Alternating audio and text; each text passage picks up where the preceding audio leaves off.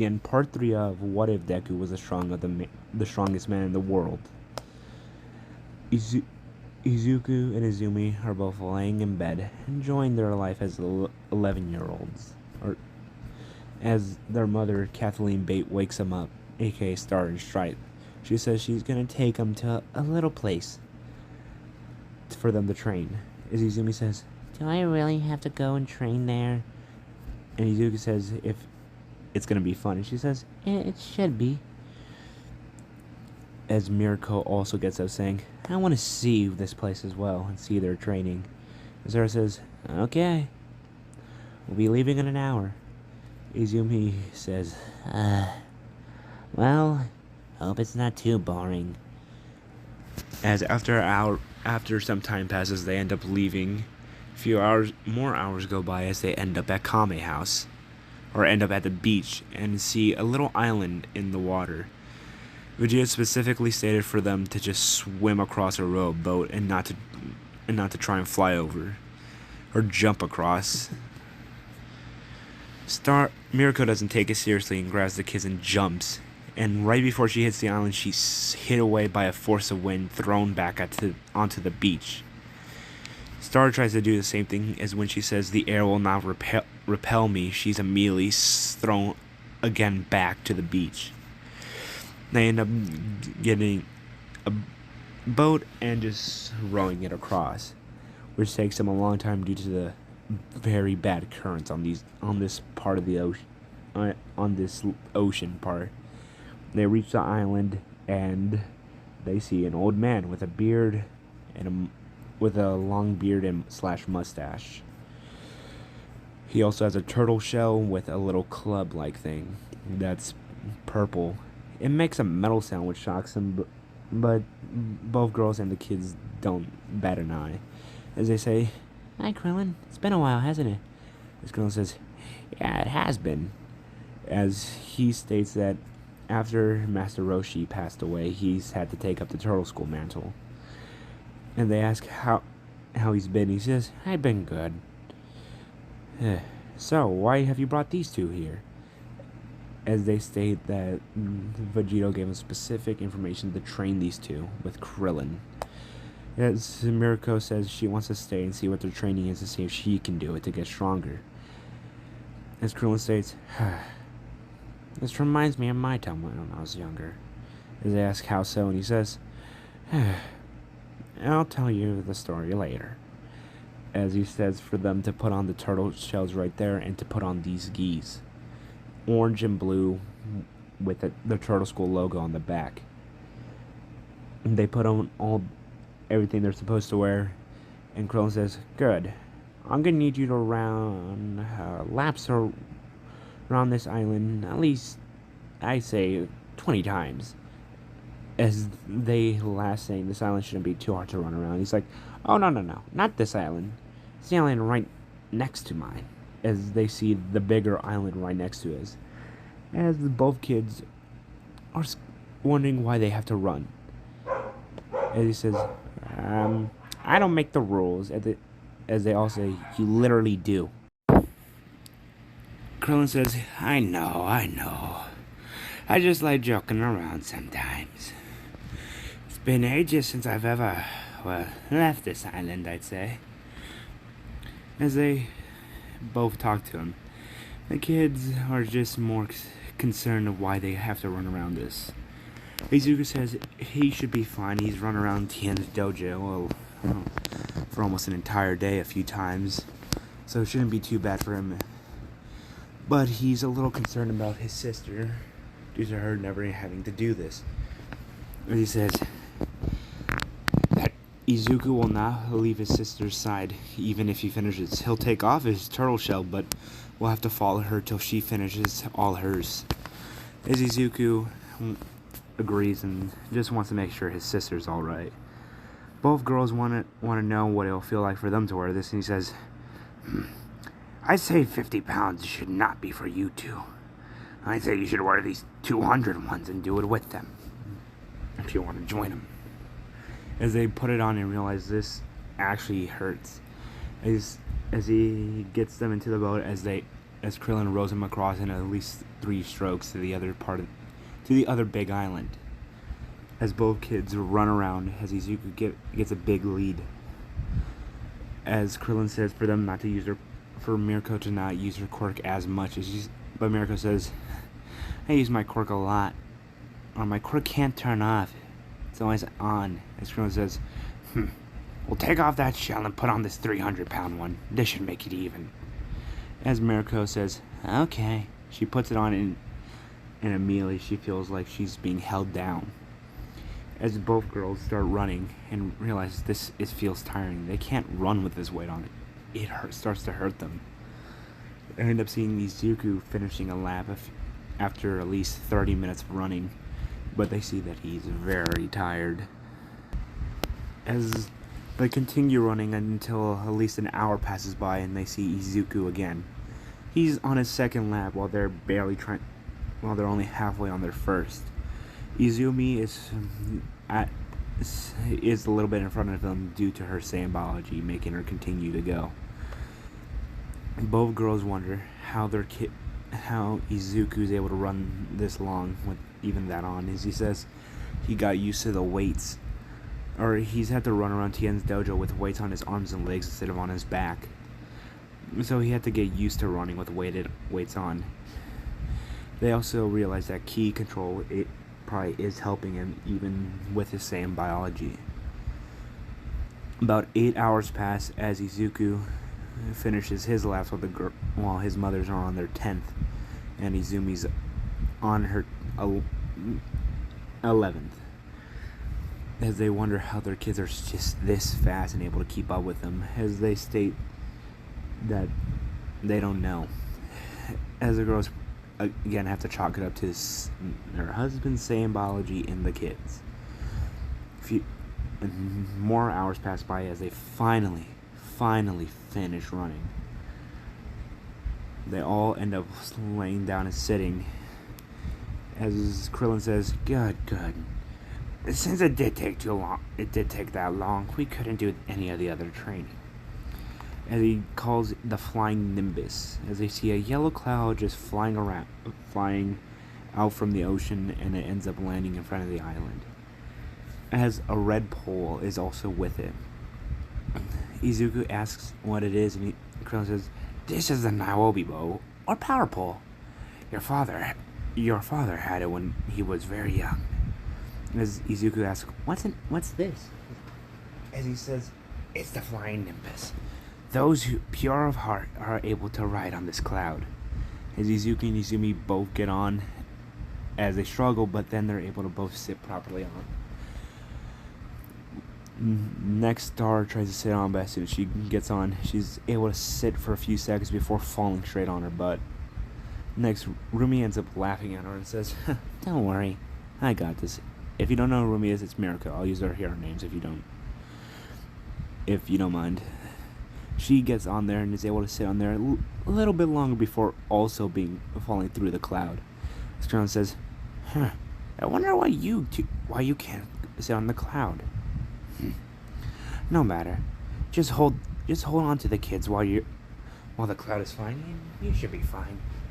As they say, this is gonna suck. Rumi holds on to the kids as Star holds on to her. As soon as the kids ask to go home, the Nimbus immediately knows where to go, as it starts flying at high speeds. They say they need to have multiple of these, as because of how fast it's going, they should reach the house in under 3 minutes. As 3 minutes passes, they finally land in front of the house. As the cloud walks in, as Izuku and Izumi both hold the staff. They both put it into a little drawer inside their house, or a cubby. As every girl wonders what the hell this cloud is. As Mirko and Star both explain what it is and what it does. The girls say this could make it easier to travel around, as Cat Lady is able to sit on it without falling through, which pisses off both Star and Mirko. Next, Mount Lady tries sitting on it and immediately falls through. Tatsuma's body passes through, but she tries again and she's able to sit on there for a good while, and she's able to ride it perfectly. All three pussycats try and get on, and Pixie Bob falls through, and that's the only one out of them that falls. Uabami falls through almost immediately, and so does Nagan, due to, well, Nagan having killed people. And the others are able to perfectly ride it, except for Clairvoyant. I'll do a short and explain all of Vegito's wives so everyone can know, because this is getting really long and confusing. Both Mirko and Star explained the kids' training, saying that they should try and train with the kids, saying it could help them catch up to speed faster. Some of the girls bring up the fact that they have to train as well with that and their hero career impairing them. But both bring up how they can try and get in different schedules to help them train while on duty. As they say, that could be a possibility, but then they say that they're training at night in that weird room. As Mirko and Star state that they can train for 2.5 days and sleep the last of the half of the day before they get kicked out. As Mandalay says that it's a good idea. Namori, or Midnight as we know her, states that her job as a teacher at UA makes her pretty, makes her pretty busy, and says she doesn't know if she can do it. But they encourage her to just try to do it so they can all get stronger together. She agrees and says she'll try. As everyone wonders where the Nimbus is going to be, as it goes in between one of their couches and acts as a leg rest for those who are able to sit on it. As Mirko and Star bring up to the kids that they can go retrieve the pole they just put away, as they hold hands, all the girls wonder what it could be. Pixie Bob brings out how it looks like the pole from the Journey to the West novel, and she says she wonders if it can expand, as it starts getting taller and it touches the roof and the floor at the same time, shocking all of them that it can grow. She says for it to shrink, as it shrinks down into the palm of her hand, being the size of Izuku's little All Might ear right there, the size of that, or All Might hair thing in his little onesie. And she realizes that the stick can change shape and size, as all of them are just shocked seeing this. And as Izuku brings up the saying that Dad had this once when he was little, as the girls say, I'm shocked he was able to ride that thing then. I was shocked that he was able to ride that Nimbus thing then. As Izuku says he is too, because his dad isn't the type of person he expects to be able to ride something. He thinks his dad would have flown. As all of them agreed to that fact. Izuku states that he does want to go train back with Master Tien, but the girls say that it's a way too long of a drive, until they realize, oh right, that Nimbus. We could probably drop him off there and then train with Roshi. Some of us train with that Roshi guy. His name's now Roshi died, gals. And some of them are shocked. Krillin is the only one there now. As I ask about that turtle as well, the old one. As Rumi and Star say, actually, we don't know about him. As they say, that half of them will train with Tien, and then the other half will train with Krillin. And they'll swap every week while they're working and doing Vegito's workout. I'm saying it should catch them up to speed on what ki is and all that. All the other kids ask if their mothers are going to do this, or just look at them saying, "What are you guys going to do?" As the mother's saying, "We're gonna get stronger for you kids." As the kids get happy. You may be wondering who's gonna watch the kids. It's the teacher. It's a teacher that Vegito has married, a Japanese woman that was a teacher. She will watch them mainly, as all of them go to do their training. All three Pussycats, Mount Lady, and Midnight will train with Tien, while Cow Lady, Mirko, Ryuko, and a few others with Nagan train with Roshi. or sorry, Krillin. Krillin is who they're training with. Izuku trains with Tien, and Izumi trains with Krillin. As they're all training, Izuku's having an easier time, but is trying to learn a technique he saw Tien use once during his training, the Shin Kikoho, as he tries to do it but can't even shoot out a little burst. He's gotten the thing out of ki, able to shoot small energy blasts and a small short-range blast as well, and that is close to the Kamehameha, but he doesn't know what it's called, as the energy blast is a bright green when he shoots it out, and then it dissipates as soon as it hits something. Tien says, "What are you trying to do, little man?" As he says, "I'm trying to do that Kikoko? Oh, my Kikoho. Yeah, that. That technique is very advanced. You probably won't learn it until you get older." Izuku says, "But I'm gonna try." As Tien says, "I bet you will. But let's get back to training. Your mothers are on their hero patrol doing the training I told them to do while on it, so you gotta do your part." As he agrees, as Tien teaches him the elegance of the crane school fighting style, helping Izuku learn how to fly, which allows him to move quicker in the air. And the fighting style for the crane school is quick, elegant strikes, allowing him to hit with good precision, but also strong strikes. Izuku tests his first ability called Pinpoint Crane Strike, where he sticks two of his fingers out and puts the rest in a knuckle-like position, and strikes one spot and puts all his force into it, but with a quick motion. He does it his first time and it hurts his fingers because he ends up he slowly clenched his fist when he hit it, hurting him. So someone with with ability to heals his fingers as he tries again, but this time he strikes sand. He has to get the proper way to hit it until he tries again with a wall and is able to stick his fingers through. He's able to strike his fingers through the wall. As he gets his first technique down, he ends up wanting to learn how to imbue ki into items, saying he's seen other people do it, including his father shooting ki blades out of his arms. He also wants to know how his father is able to how his father's able to imbue ki around his body to create a shield, saying he mainly does it with his mothers when they're hitting him. As Tien says, ki shield. That's very basic. As he shows him that he just spreads the ki around him and keeps it near him, not allowing it to leave a certain area, saying this can protect from people with poison and people with strong attacks, acting as a barrier between you and them. Claire points out that this is very dumb, as he says, so you're one of the people that doesn't work today, I guess." "Yep."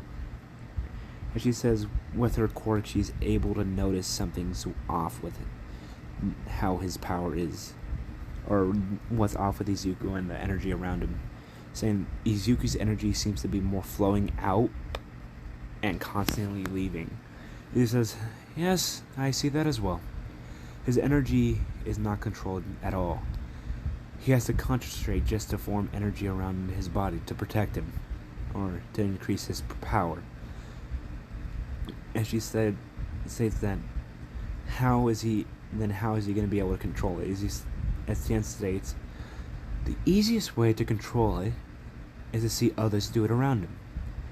It's harder for a person to learn ki when they don't know it. It took Master Roshi 50 years to learn ki, even with the master. But when you know someone who is able to use ki at a better percentage or at a very good level, it is easier to master it. And she says, that makes sense.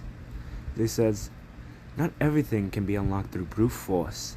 You must have patience. And she says, okay. But she asks about the bearded guy with a tattered orange and blue gi. As he says, that is Yamcha. He has his own fighting style. We're good friends. He's the person that's been beating me in the Come closer. He's the one who's beating me in the Tenkaichi Budokai right now. I can't have Izuku know that me, him, and Krillin are in that tournament. Why not?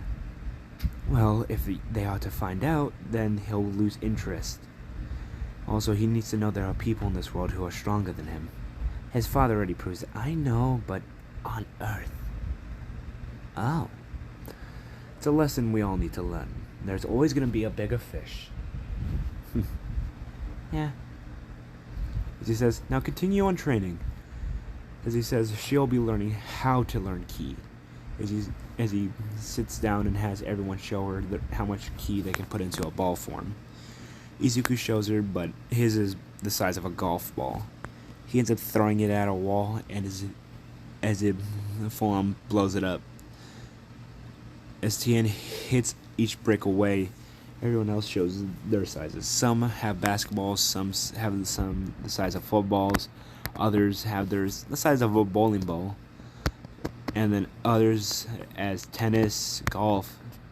Then Tien shows his, which is the size of the same size as a bowling ball. But she asks, so what? It's the size of some of the others. He says, yes, but see the difference. When they throw theirs at a wall, it ends up exploding it. But showing when he throws it, it falls and disintegrates everything in contact. And then when he pulls it back with enough force. And he says, this energy ki ball is dense in energy, allowing it to become hotter and be able to do different things. As he asks Yamcha to show them the technique.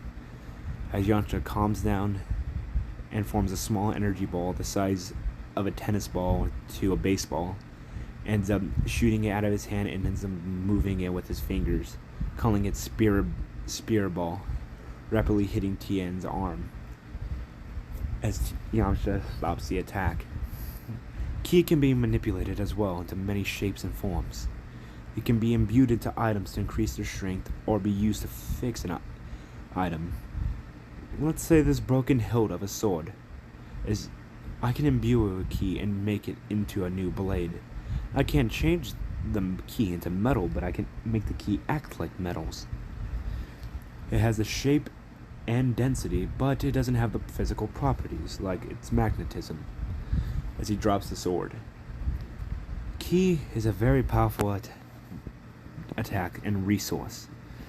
You must never take it out of the equation. As some of the girls that aren't working understand what it can kind of understand what he means. They end up doing some training that Vegito also wanted them to do, mainly calisthenics and weighted handstands and other stuff to increase their body's tolerance to pain, or tolerance to feeling sharp pains. As after they're all done, they ride the Nimbus back home as the Nimbus flies even faster to get everyone home at a good time.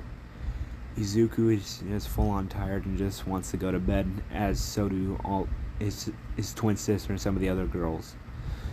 Some of them were even asleep on the cloud that were able to ride it, or the Nimbus, and they have to be carried inside. The girls end up making dinner and feeding all the kids and putting them all to bed. Izuku asks if they're going to do the same thing tomorrow, but she says, "You got school tomorrow. I can't have you missing any more days." As Izuku says, okay. Love you. As the girls say love you to Izuku.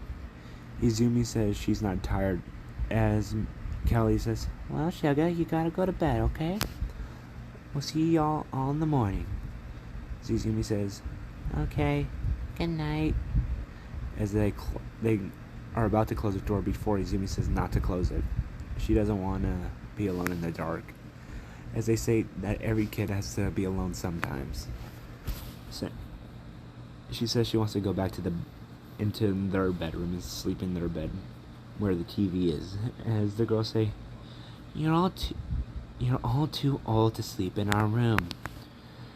Ragdoll states that they allow only the kids who are just born to 5 to sleep are just born to tend to sleep with them, saying that since Izumi and Izuku are over the age of 10, they have to sleep alone.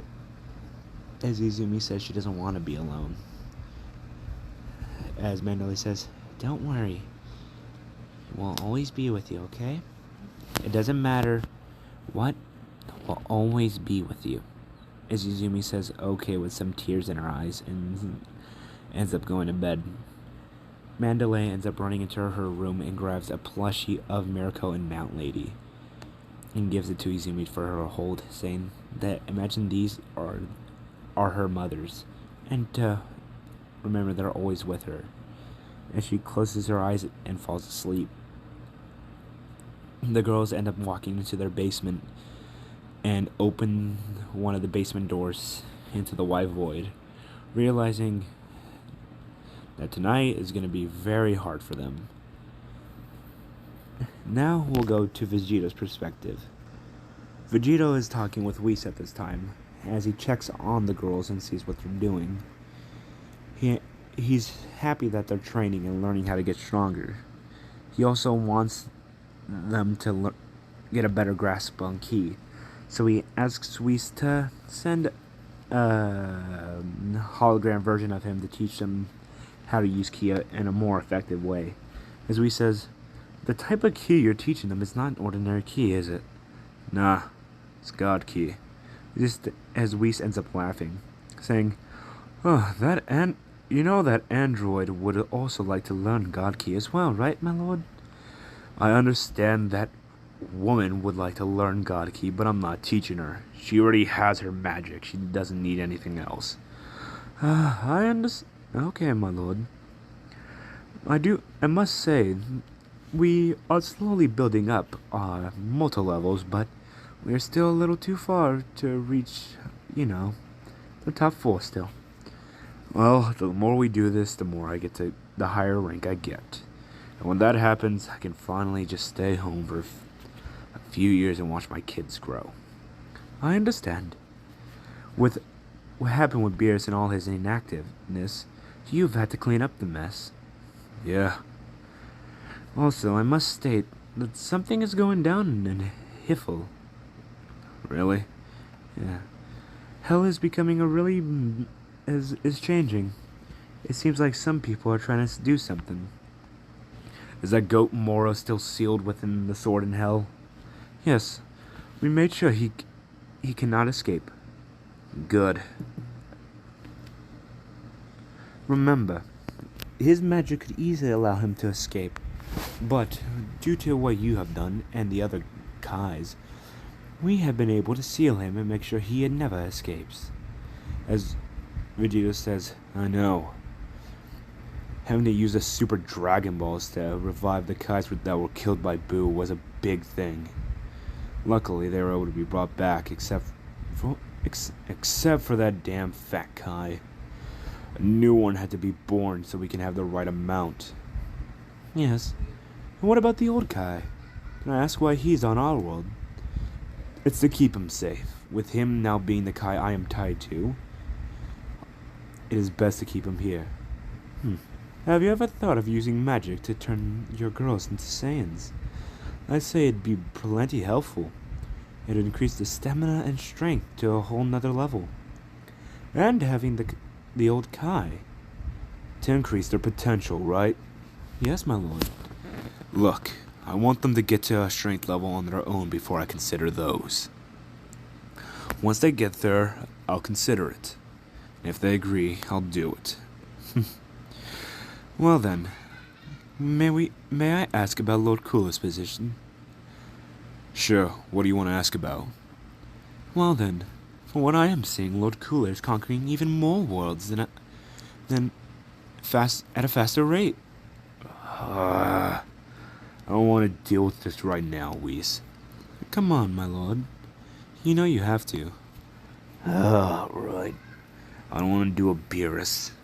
Well then, what has he done so far? Well, he's trying to make a treaty with the Galactic Patrol. Make sure they stay out of his way. He's what? Making a treaty with the Galactic Patrol. Of course he is. Well then, we have a meeting with the other god of destruction in 2 hours, I'd say. They're also appointing a new god of destruction. Really? Yeah. This one seems to be for Sidra's universe. Oh, him. Yes. Sidra's. Due to the low mortal levels, he is being replaced by a new person from his universe. Let me guess. It's the fusion of the trio de dangers. After your little stunt and them finding out that you were able to beat Beerus in a fused state, all three of them have fused into one being, but in a odd way. How so? They asked a Kaioshin to fuse him, not with the earrings, but fuse their souls, as they all share now one body. They can swap between each of their own techniques, but it also changes their form when they do, including their power. They beat Sidra, so they get to choose to be a god of destruction, or to wait, but you probably already know what they chose. Yep. Also, may I ask why you're still in your Super Saiyan 4 state? This form is much better for me. You say that, but it means nothing. Your base form controls ki even better. Yes, but I can't keep Cooler out of my mind. Every time I feel that I want to de-transform, I feel like Cooler's watching me. That must be a scary thought. Even a god is afraid of a mere mortal. He's not a mortal. He's like a demon born into my world. Or something like that. I do say, the frost demons are a very dangerous race. They may not grow as fast as normal Saiyans, but mutated frost demons are definitely something to be worried about. Frieza and Cold could have been a very bad threat for Lord Beerus if they actually trained. Well, Frieza did. Cooler may not be a mutated version of the frost demons, but he still grows quite fast. And with his ability to augment his forms, like every other frost demon but Frieza and Cold, he has grown exponentially more powerful. I also do believe that the longer Cooler's rampage takes on, the more worlds will be taken. Even though it does bring up the mortal levels, this is still dangerous, as each world should be its own, and should not be forced to be ruled by anyone else. You do understand when I fought Cooler, we are close to equal. Yes, I do understand. And because of this fusion, I'm not able to use Ultra Instinct or Ultra Ego to their fullest. That is one caveat of your fusion, yes, I understand. It's just annoying in general. I have to deal with Cooler, and I can't even use my most powerful forms to do it. Hopefully you'll be able to access those powers one day. If not soon, Cooler may rule the entire universe. If that day comes, I may not return. Do you have any candidates then you would like to appoint as a new god of destruction once you leave? I got a few in mind. Tapion, Pycon, and 3 others, and I think you know who. I do. Well then. When's our meeting again? In a few hours. Okay. How are my girls again? They're training. Let's get there first, okay, Whis? Our trip shall take approximately 30 minutes, 29 seconds, and 18 and a half 18 seconds. That's Earth time, I think. Oh, no, wrong time. Let me change it to Earth real quick, my lord. It'll take approximately 1 hour, 20 minutes, 15 seconds. Let's go then. Of course. The morning begins as the kids all wake up and just go into the kitchen to go grab food. Or to go see if food's ready.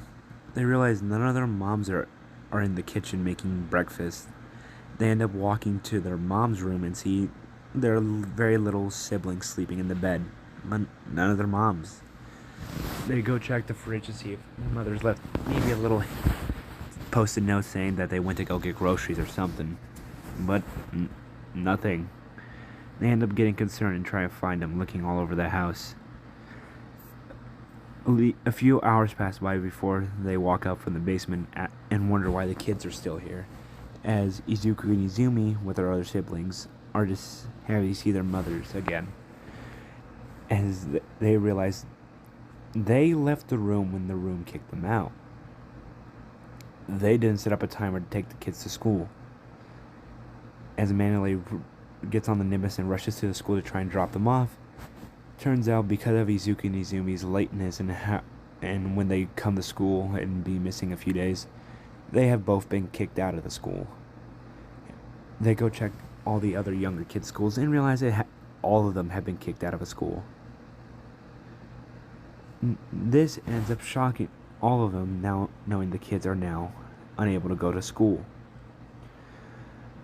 One of Vegito's wives, who's a teacher, says she can try and catch them all up, as they end up having to try and call Vegito to try and see if he can sort out what just happened. Mount Lady ends up being the one to call him due to her knowing that she's the best one to talk to him about this. She ends up calling him and says, "Hey, babe. So I got some bad news." And he says, if they were kicked out of the house, no. If one of their agencies burnt down, no. Any of them got fired? No, not that. It's about the kids. Did Zuko get into a fight? Because if he did, he better have won. No, wait. Why are you concerned if you want to fight? Doesn't matter. All the kids have been kicked out of school. You're kidding. Nope. You know how much money I paid for them to get into the schools? Yeah. As Vegito starts internally screaming, I'll be home in about a few hours, okay? Just make sure the kids are good. As Vegito hangs up the phone and ends up punching his entire planet that he's on, and ends up scaring the race of that planet as they end up bowing to show respect. He says, "Okay, let's wrap this up. All of you will have to get along, and if you don't, I'll come back and I'll destroy your world, you understand?" As they agree, as Vegito flies off the planet, leaving Whis alone. As Whis flies after him, seeing Vegito flying to Earth by himself. Whis ends up wondering why Vegito's is going this fast, as he creates a bubble stopping him and asks him, "Why are you flying this fast, my lord?"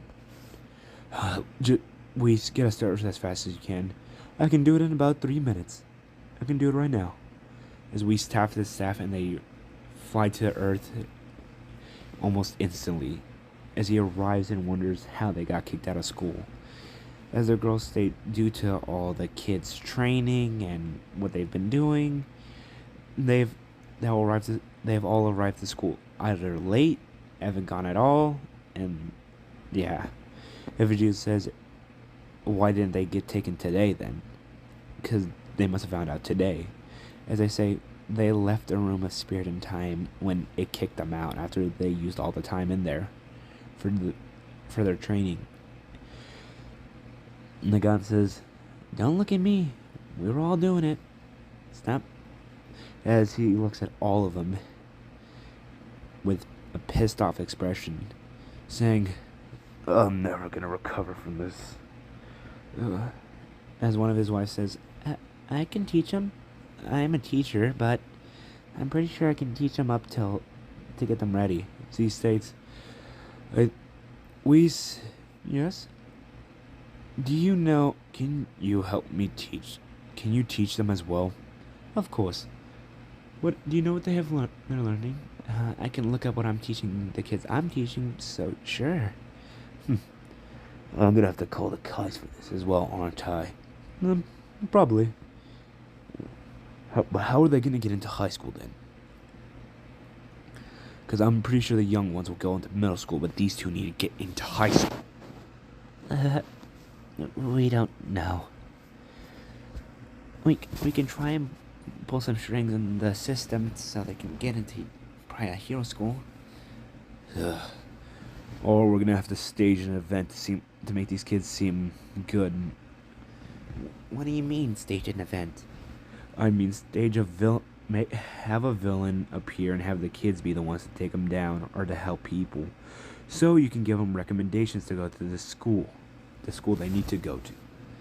Nagon says, you know, the safety commission had me kill people like that, right? Nagon? Yeah? Can you ride the Nimbus? No. Then you shouldn't be talking about you shouldn't need to care about this. Hey. Look, okay, I'm sorry.